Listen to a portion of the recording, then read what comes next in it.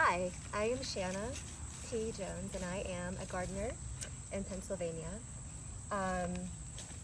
And just today I received 2 roses from Antique Rose Emporium, and I thought that I would unpack them for you so that you can see how well packaged they are.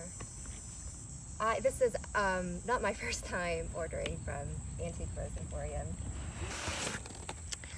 Oh, this one is Crepuscule. So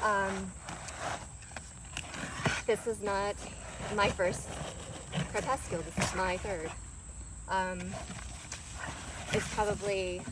It might be my favorite rose. And it was introduced to me. You want to help?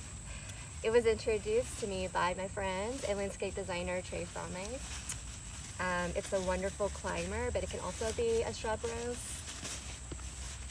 Crepuscule is the French word for the time right after the sun sets or right before the sun rises. So maybe kind of like that golden hour time of day. And I believe it's called that. This is an heirloom rose. I think it was released to the market in the early 1900s.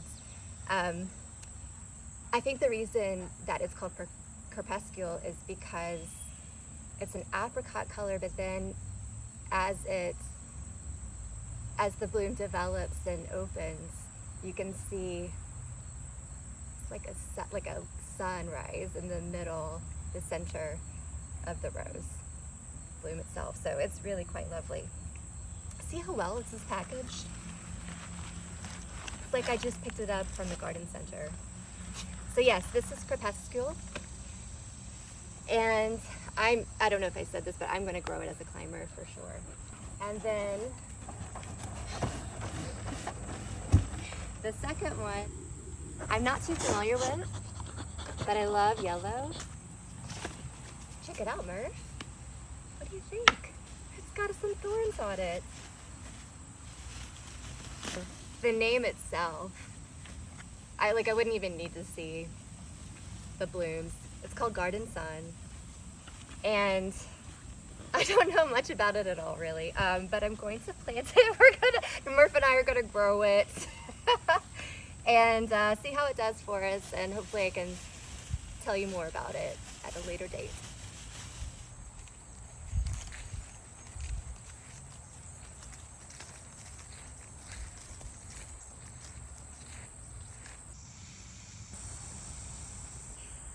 Garden Sun will be going into this bed right here. So we just moved into this place last December, and it is amazing. There's so many wonderful plants, but you know how it is, you want to put your own spin on things. So right now we have aster, New England aster, and Japanese anemone, and some white phlox. As soon as these are done doing their thing, and when it gets a little cooler, I'm going to transplant them. And this will be a rose garden. In addition to the roses, I'm interplanting them with little ground covers like ice plants and clumps of Achillea, yarrow. Also smaller echinaceas like the powwows, and also dianthus, because I've entered my dianthus era all of a sudden. I never really cared about them until, I don't know, something just sparked in me and I just got really into this red one here. Those pinking sheared like edges.